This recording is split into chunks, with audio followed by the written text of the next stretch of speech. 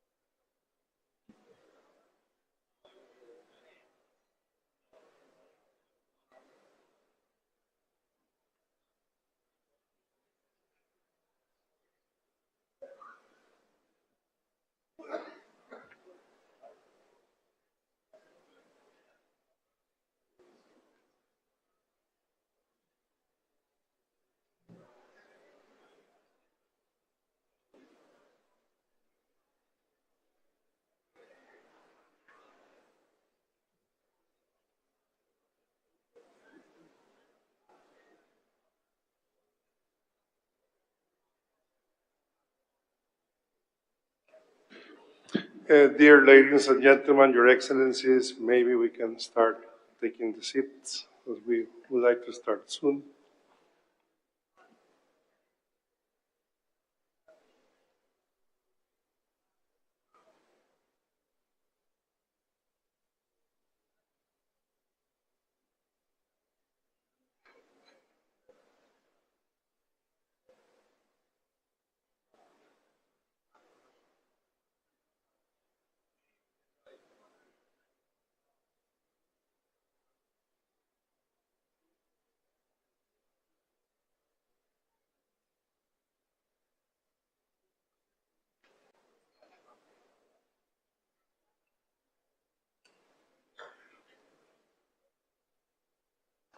Distinguished delegations, we might like to make an appeal to take your seats so that we can start promptly. Thank you.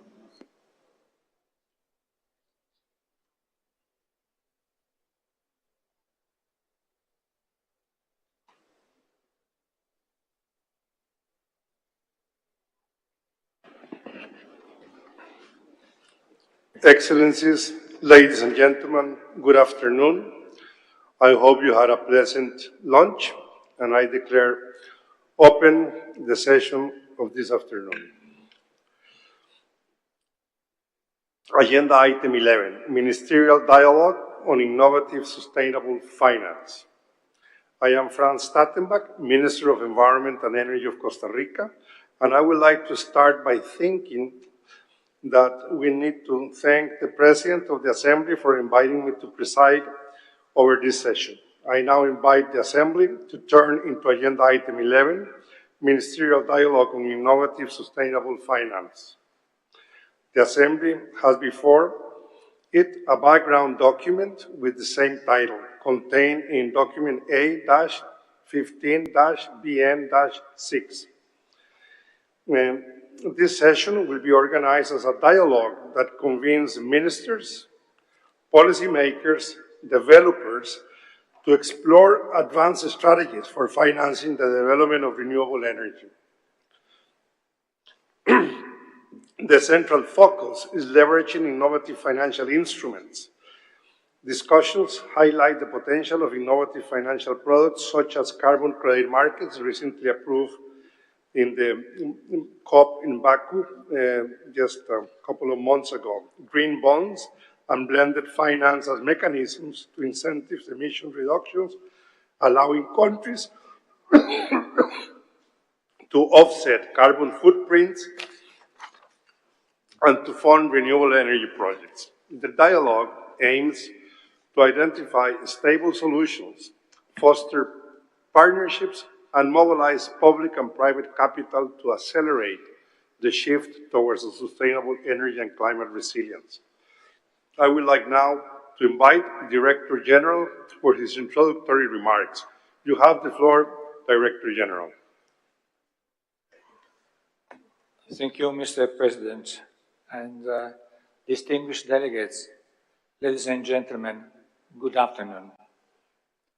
Over these past days at our Assembly, the plenary session have underscored implementation gaps and pathways to accelerate the energy transition. Members have elaborated on their plans and ambitions. It is fitting that our final plenary session, before addressing institutional matters, unites minister and financier to discuss actionable plan and financing solution. One thing is clear: financing solution for developing countries must be affordable. High-impact projects in heavily indebted nations require support through direct investment, grants, rebates, and subsidies, alongside innovative financial instruments beyond traditional debt. Policymakers, multilateral development banks, and development finance institutions must come together to increase and enhance an international flow of support towards developing nations. To address this, ARENA has two project facilitation platforms that brings together the blend of financier and products.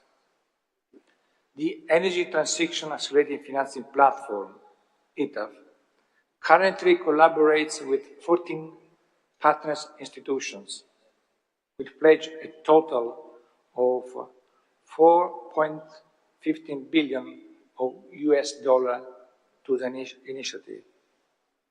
I am set here proudly beside one of our members, our partners. The Climate Investment Platform has a total of 457 registered partners and 34 projects introduced to this date. Both CIP and ETAF are increasing leveraging on their complementarity with interchanging projects and pursuing co-financing of projects within the modus operandum of each platform. By working closely with governments and investors, we have facilitated renewable projects at various scale sizes of up to 1 gigawatt in Uzbekistan, and then Albania, Nigeria, Kenya, Indonesia, Malaysia, Dominica, and more. Our project facilitation activities take center stage at our investment forum. At the APRA Investment Forum held last October in Nairobi, Kenya, a total of 25 projects from all 7 APRA countries, 7 at that time. We are already 11 and counting, with an aggregated installed capacity of around 1 gigawatt, were featured. Over 41 matchmaking sessions took place over a course of 2 days. In our session today, we will hear from ministers and developers how they are planning to create energy transition projects and use sustainable financing solutions to allow for appropriate funding. Financier and Development Bank will be asked how they plan to support these countries and make financing more affordable. I am delighted that the session will be opened with a keynote speech by His Excellencies, my dear friends, Mr. Mohammed Saif Al Suwaidi, Director General at the Abu Dhabi Fund for Development. ARENA and Abu Dhabi Fund for Development have a long-standing and fruitful relationship. Through the ARENA ADFD facility, 26 public projects have been selected for concessional fund by the ADFD. Many of these projects are operational and needing completion, providing improved energy access to vulnerable communities. The experience of the facility served as an input for the design of ITER, opening it up to private sector projects and allowing the blended finance and the risking. So thank you very much for your attention, and over to you, Mr. President. Thank you very much, Director General, for your remarks. I now invite His Excellency Mohammed Saif Al Suwaidi, Director General of the Abu Dhabi Fund for Development, to deliver his opening remarks. Excellency, you have the floor. Thank you so much. It's always, I'm really delighted and honored to be here again at this gathering, Excellency, and thank you for the warm speech. Your Excellencies, distinguished delegates, ladies and gentlemen, it is my pleasure to address this esteemed gathering today to highlight the transformative stride being made in advancing energy transition and the developing country, which is an effort deeply rooted in the vision and the leadership of the United Arab Emirates. Before I proceed, I would like to extend my heartfelt gratitude to IRENA for their commitment to advancing global renewable energy initiatives and also at the same time strengthening the partnership with ADFD to achieve our shared goals. This partnership amplified our ability to support renewable energy projects globally, particularly in nations facing the dual challenges of limited energy access and vulnerability to climate change. At ADFD, our commitment to energy transition reflects our understanding that clean energy is not just a tool for environmental responsibility, but a vital driver of economic growth and social progress. And our mission is to unlock opportunities that lead to prosperity and resilience. Our partnership with IRENA presents a model for achieving this mission. The launch of IRENA, ADFD project facility in 2013, marked a critical moment in the global renewable energy landscape. Over 7 funding cycles, the facility has mobilized $350 million in concessional financing to develop 26 clean energy projects that improve the lives of more than 4 million people. Building on this success, the UAE and IRENA launched the Energy Transition Accelerator Financing ETAP platform in 2021. The initial goal was to mobilize $1 billion by 2030. And today, along with 14 partners, we have successfully mobilized $4.2 billion to support renewable energy projects in developing countries. To anchor these initiatives, we joined as the first development institution to support the platform, allocating $400 million, underscoring our belief in ETA's potential to drive large-scale impact by accelerating the development of green solutions, bridging the gap between ambition and implementation. Ladies and gentlemen, energy transition lies at the heart of our development efforts, aligning with the UAE broader sustainability and climate goals. By offering innovative financing terms, we empower countries to develop renewable energy projects. This approach delivers far-reaching benefits, creating jobs, enhancing energy security, and also raising the quality of life. As we move forward, we aim to bridge financial resources with the urgent energy need of developing countries, creating greener, sustainable future while addressing climate change. As I close, I reaffirm ADFD's commitment to this vital mission. Together, through the collaboration and shared knowledge, we can achieve impactful progress. Once again, thank you so much. Delighted to be here with you.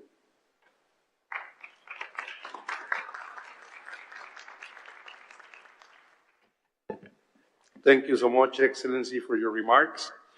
I now invite Mr. Ahmed Badar, Director of Project Facilitation Division of IRENA, to set the scene for the session. Mr. Badar, you have the floor.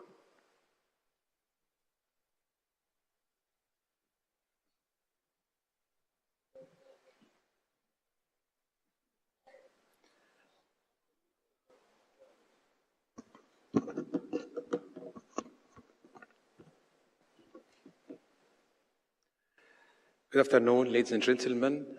Thank you very much, Mr. President, and for His Excellency Director General of Abu Dhabi Fund for Development for their opening remarks, and for Mr. President of the panel. So, to set the scene, I would like to start by important two comments before going to the slides. First one is that discussion over the past 2 days and even in the past 2 years was basically talking about the fact there is a need for increased access to finance, which is absolutely right. But actually, the more important question is that access to financing is always there. Yes, there is a need to increase this amount, globally speaking, but what's more important is to find bankable projects. Actually, the bankability of projects is the key one that attracts not only MDBs or multilateral development financing institutions, but also developers and corporate finance sector. That's exactly the key issue. So when we mean by saying about innovative sustainable finance, what is exactly the role that IRENA would play in the space of bankability or increasing the bankability of projects, and exactly what is the business model we do. That's why the title here is that we wanted to say simply is that we need to rethink what is the model that IRENA would deliver with our partners, starting with our eminent partner, which we are all proud of, which is Abu Dhabi Fund for Development, as well as the other 13 development financing institutions. I'm very happy that we have in our panel today a lot of our ETAF partners represented by World Bank, as well as EBRD. But before going to the slides, I have to say there is another important issue here. The business model that IRENA is going to work on, and that we're reconsidering how we improve ETAF, meaning that the pipeline of projects will not be happen without the commitment of our development partners as well as our membership. And when I'm going to present in the following 3 slides to set the scene, you will see a couple of models that basically we always put some kind of innovative financing business models in a partnership with our either member countries, and I refer here by European Commission, as well as some countries like Jordan or Barbados or St. Kitts and Nevis, United States, but also with our development partners like Abu Dhabi Fund for Development or the Masdar. To set the scene within the context that the Director General mentioned, he talked about ETAF and CIB. But again, to repeat for 100 times more is that basically both CIP and ETAF is just a platform. So this means that IRENA is not a bank, but IRENA is working mainly to increase the opportunity for the developers and the countries, specifically from developing countries or the global south, to get access to in a meaningful way. Meaningful way meaning that to find bankable projects that would attract the financing appetite and the support from DFIs, Development Financial Institution or multilateral development banks. So to give you the feeling about this concept that we're talking about, look how the number is moving on. Over the past 3 years, basically we supported in total under CIB and ETAF about 200 projects. Then, what projects based on the criteria have been shared by our partner under ETAF and CIB, the only project that made it come to complete readiness to be ready to be presented to the development partners, MDBs and ETAF partners and CIB, is almost half of it, is about 100. I'm talking about the total number of the two CIB and ETAF. Then this number goes to by almost only 1/3 of it, which is almost 30%, when it comes to project being accepted for the financing partners to look at, meaning that they are meeting their financing appetite, and in a more pragmatic language, basically meeting their accountability to look for their bankability. And finally, out of this, you will find only 10 projects, as you'll see on the slide, have been supported. Only 10. So you see the number have been moved from more than 500 projects submitted to the two platforms to 200 have been supported by IRENA because he basically made the initial interest for the financing partners criteria, and then these have been going down up to 10. So the comparison between 500 applications versus 10 went for project financing. This is exactly the question. So the question is not only about finding a guarantee facility or to find access to finance. Access to finance is always there, and including de-risking guarantees. There is a lot of availability of basically such kind of a scheme or financing models that will be working on the de-risking as a de-risking guarantee or de-risking the projects as well as access to concessional finance. But the key issue is about where are the bankable projects. Quickly, not to take long from the session and to give the time for our distinguished speakers, it's very clear that there is a set of barriers for having the project bankable. Just to skim through, not to talk about everything, there is always mismatch between what is available in terms of financing models and financing products versus what the country wants. Always country looking for basically more easy financing products, while actually the banks always look for what makes project really providing what we call it reasonable financial intended rate of return and also economic intended rate of return, including environmental, social, and good governance measures to be included. Again, I don't want to talk longer about this, but one issue before we leave, that we all know that most of the off-takers for renewable energy projects, they are either defaulted or having financial challenges to accommodate all of this, plus also the very limited space to receive lending from MDBs, starting with World Bank and IMF. That's exactly my last slide. So I would like to refer here to the only 5 cases out of 10 that we worked on, where basically the 10 projects have helped us to support clean access for about 5 million people, with more than 150 million metric CO2 ton equivalent, and also with investment was more than $1.1 billion. But I wanted to talk a little bit more about these 5 cases.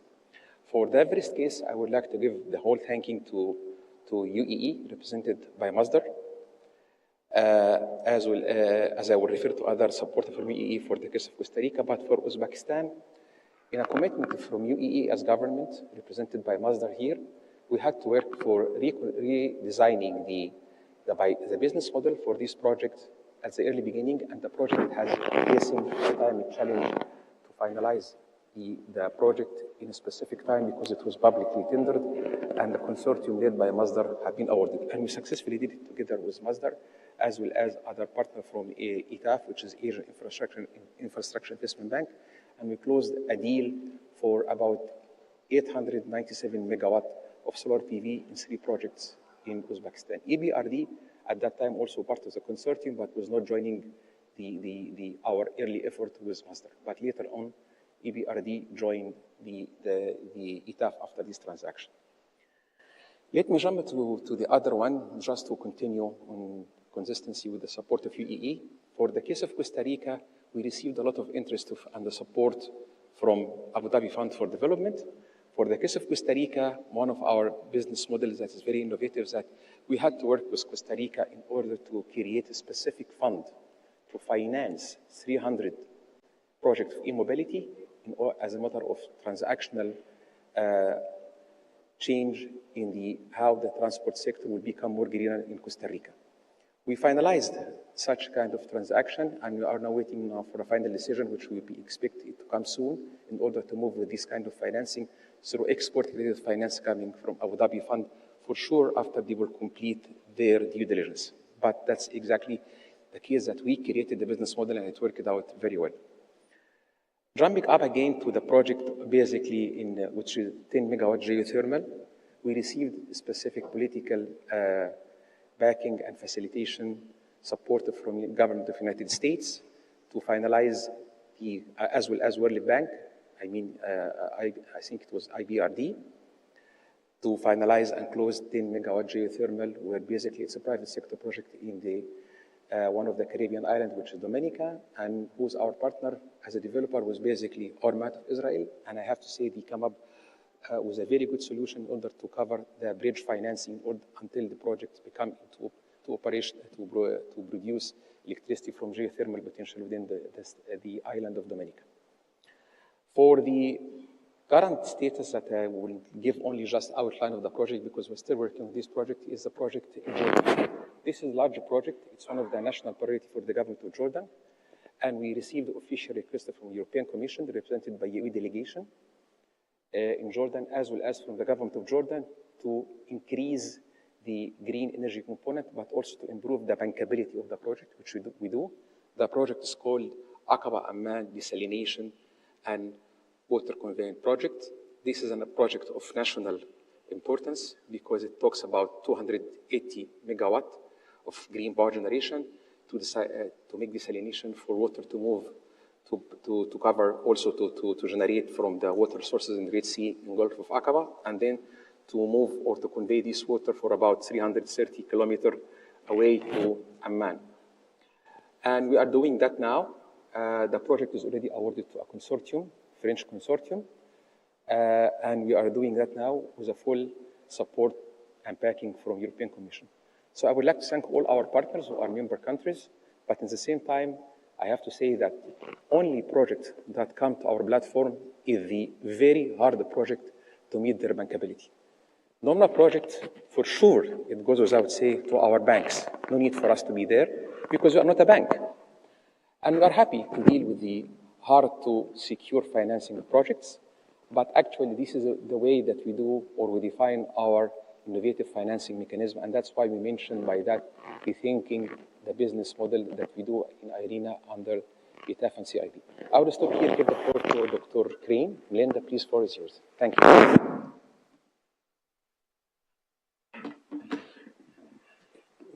Thank you very much for your remarks, Director of Project Facilitation, Mr. Badar. During this session, we will hear insights from the high-level panel of speakers of the subject matter. The discussion will be moderated by Mrs. Melinda Crane, journalist, political commentator, publicist, and television host.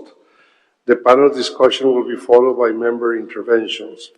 Now, let me hand over to our moderator. Over to you, Ms. Crane. Thank you very much, dear Chair, and also many thanks to Ahmed Badr for that outline of what his division is doing. Ahmed does lead the Project Facilitation and Support Division at IRENA, which is at the forefront of the agency's efforts to facilitate renewable energy projects worldwide, with the aim of reaching the tripling up goal, but also addressing that bankability problem that you so aptly described. So many thanks for that. And apologies for the slight disruptions on the sound there with Ahmed's microphone. Hopefully everybody could follow nonetheless. We do move on now to our high-level panel. And we want to pick up on what we just heard and address those barriers to financing of renewable energy in general, but also in particular to bankability. So how can countries eager to accelerate the energy transition join forces with financial institutions and international partners to unleash additional financing?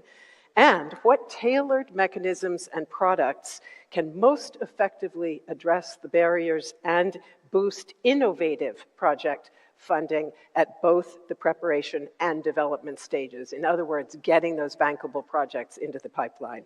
Those are some of our guiding questions. We have a fantastic panel of leaders to address them. I will now keep the introductions super short to maximize our discussion time. You will find name tags here on your seats as I introduce you, and I'll begin with the Honorable Lisa Cummins. She is Minister of Energy and Business for Barbados. Welcome, great to have you on this panel. I'm also very pleased to welcome Her Excellency Tinne van der Straeten. She is Minister of Energy for Belgium. It is a pleasure to greet Ditte Jorgensen, Director General for Energy at the European Commission. Wonderful to have you with us. Also joining us is His Excellency Joan Goizard, Secretary of State for Energy of Spain. Salvatore Bernabei is CEO of Enel Green Power. Demetrios Papathanasiou is Global Director of Energy and Extractives at the World Bank Group. Great to see you again. Harry Boyd Carpenter joins us. He's Managing Director of the Sustainable Infrastructure Group at the European Bank for Reconstruction and Delivery. Wonderful to see you again. And Ciro Antonio Pagano is Director, Middle East and Far East Region for ENI. Great to have you with us.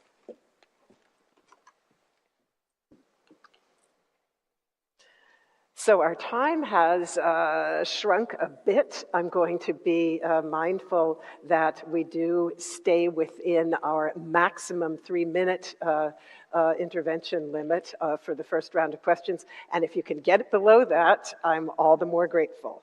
So I'd like to begin by talking about what you on your own or with key partners are doing to develop truly innovative financing tools and mechanisms that close that investment gap, but also that address the bankability issue. And I'll begin, if I may, with Minister Cummins.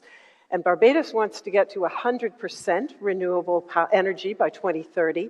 How do you plan to identify, develop, and prioritize new renewable energy projects? And how are you working with international financial institutions in perhaps innovative ways to get there? So thank you for that question. I think the timing is perfect for that particular question to Barbados. By the end of January this year, we should be going to market with 2 new projects.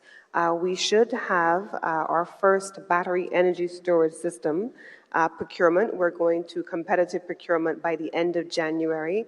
By the end of 2025 overall, we should be going to the market for 150 megawatts of battery energy storage system, but we are starting with an initial tranche of 60 megawatts, and that is being done with the support of partners including the IFC, GAP and Rockefeller, the Regulatory Assistance Project.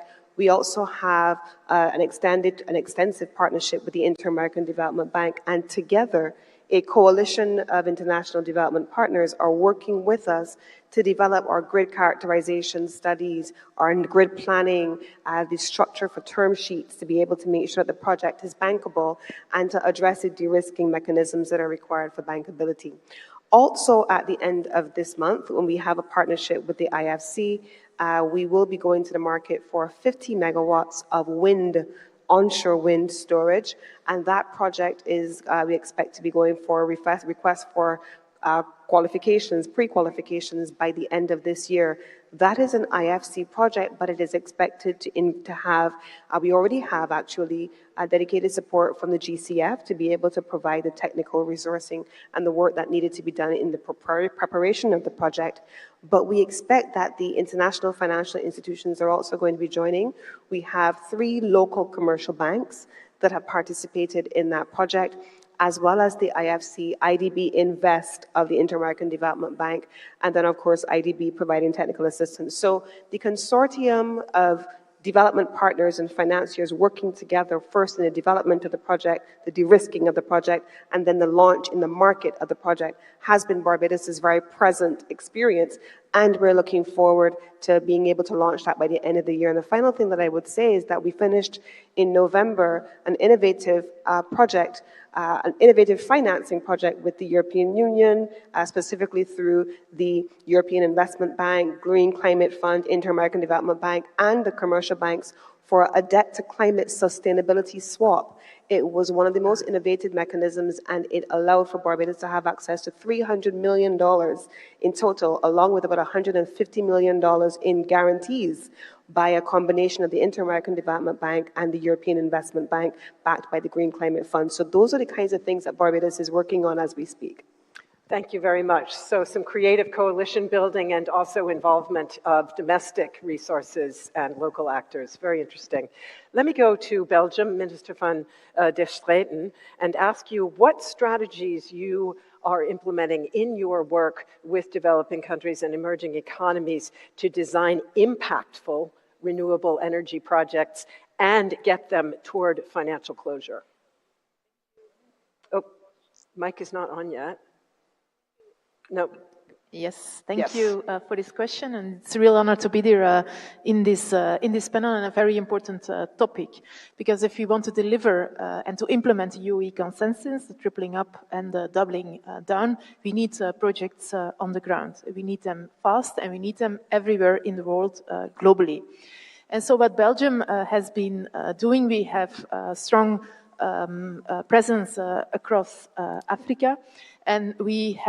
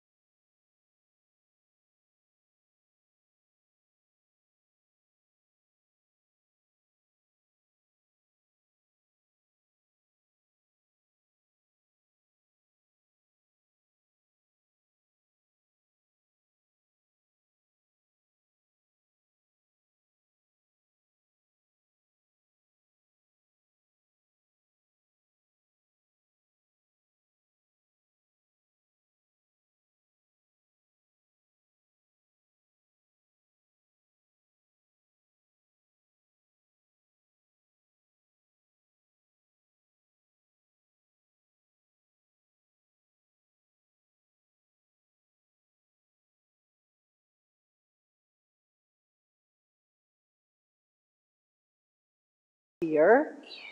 Eswatini.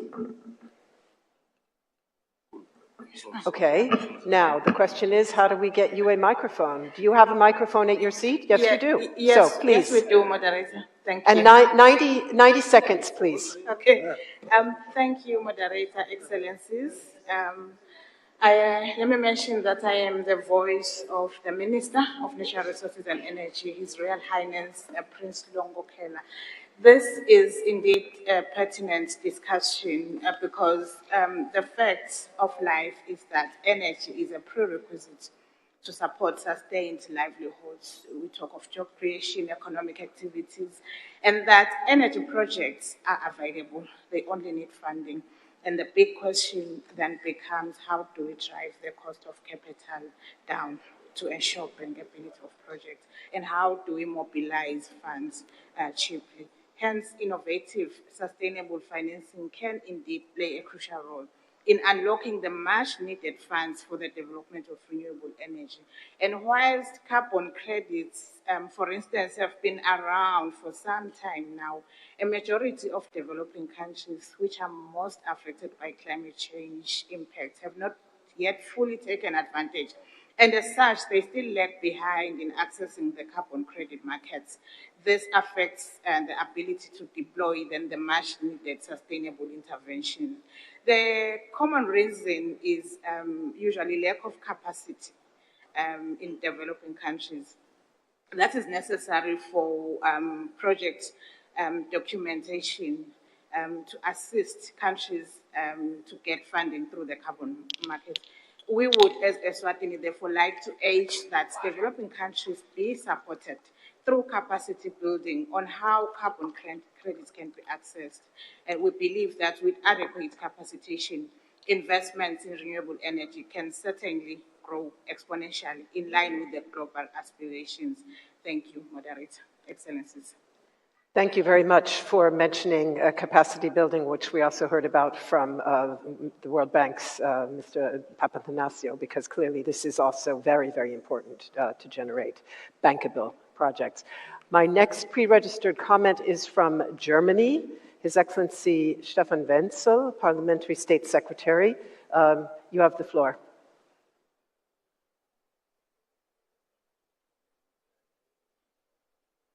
Thank you very much for the option to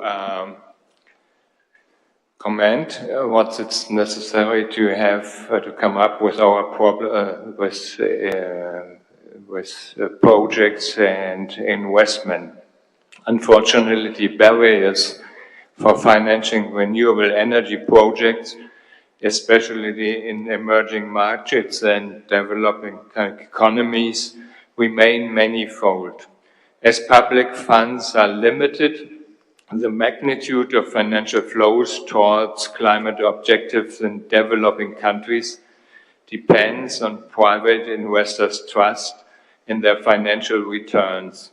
Reinvestments in development markets such as Germany show the business case, but investors' trust is scattered by real and perceived risk in emerging markets and developing countries, such as new climate technology risk, credit risk, regulatory, political risk, interest rate, foreign exchange rate risk, and the high capital cost caused by indebtedness and thus country risk assessment and ratings of the big ratings agency are still one of the main barriers.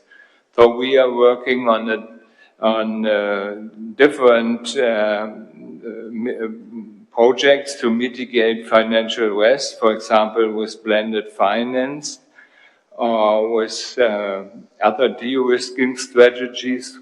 And we are working on very well-established instruments like federal export credit investment guarantees, or innovative example like a climate syndication platform with in cooperation with our climate initiative.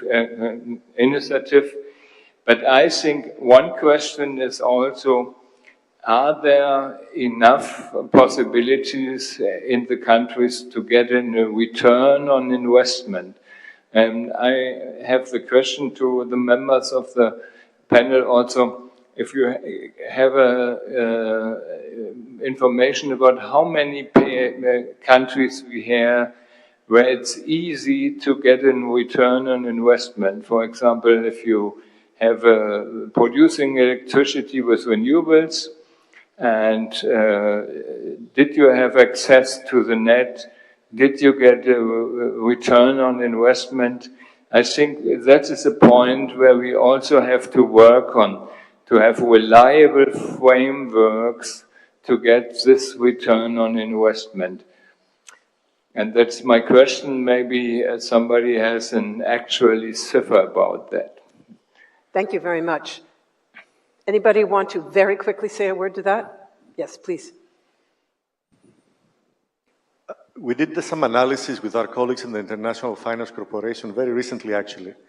And we looked at the portfolio and the performance for investors that co-invested with the IFC in projects around the developing world.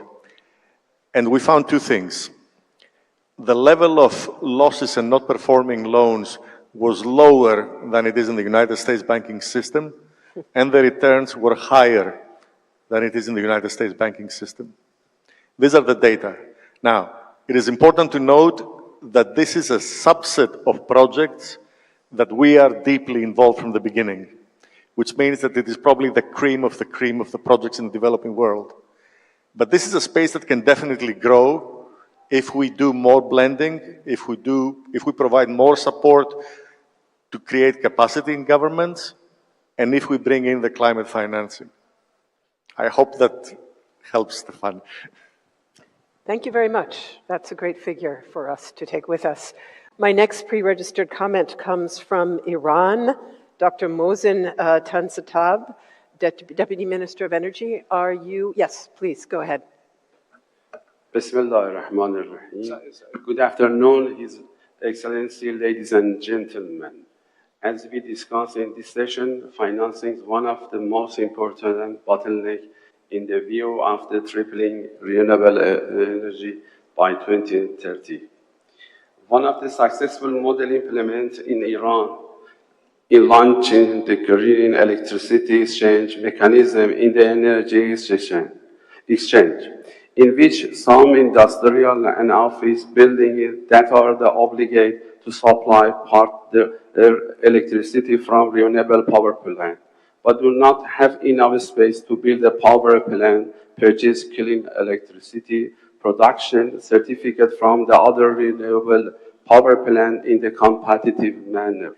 Of course, the government has also provided the necessary guarantees to maintain the balance of the supply and the demand, and thus this method has become the most attractive investment model for the construction of the renewable power plant in Iran.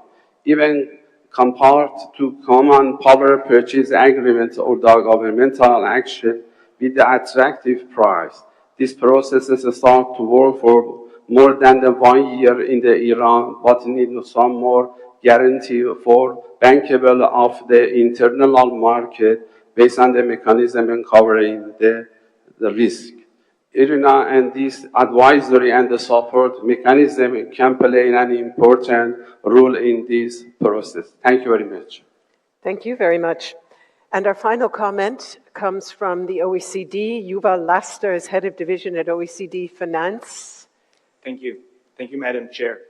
Bridging the clean energy financing gap requires scarce public finance to tap much more effectively the huge stocks of global capital that are increasingly in search of Paris-aligned investments.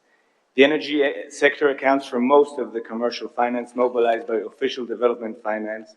However, overall mobilization figures remain low. Blended finance helps balance the risk-reward profile of renewable energy projects, making them more appealing to private investment, but experience to date has shown that it is still used in a piecemeal and fragmented manner. Let me highlight a few specific blended finance instruments where we see potential for scale and replication in the future. For renewable energy, we see untapped opportunities to scale up the use of guarantees. The OECD has analyzed the role of guarantees to support the Just Energy Transition Partnership for Indonesia. We have seen many international examples of the success of guarantees. Now is the time to take stock of lessons learned and reflect on suitable options for scale-up across countries. For energy efficiency, energy-saving insurance emerges as a promising blended finance model to reduce performance risk associated with small-scale energy efficiency projects and boost investor confidence. The OECD is currently developing implementation roadmap and needs assessments for both Indonesia and India and looks forward to share experiences with interested partners. Beyond blended finance, green financial instrument can help unlock clean energy investment. Green bonds have increasingly proven effective in mobilizing institutional investments for large-scale renewables projects in emerging economies. However, green bonds still represent only a fraction of overall bond issuance in emerging and developing economies. The challenge now lies in enabling emerging and developing economies to issue them in local currency and attract local investors. Setting credible green bond standard in line with taxonomies is critical to ensure that green bonds deliver tangible climate impact. This requires building capacity for financial regulators and supervisors as well as domestic financial institutions. Thank you. Thank you very much. And with that, that brings our session to a close. I would like to give a very, very warm round of applause to all of our panel for a very thought-provoking discussion in which I think you truly have broadened our understanding of what's possible to close this gap. We've certainly also seen where we have a lot of work still to be done, but you've offered a lot of reasons for optimism about the ability both to generate more financial flows creatively by working in coalitions, by paying attention to factors like the reliability of policy frameworks, social and economic externalities that can be generated, being aware of the need for mutual benefit on both sides and a host of others. And you've also talked to us quite a bit about the levers that can move bankability.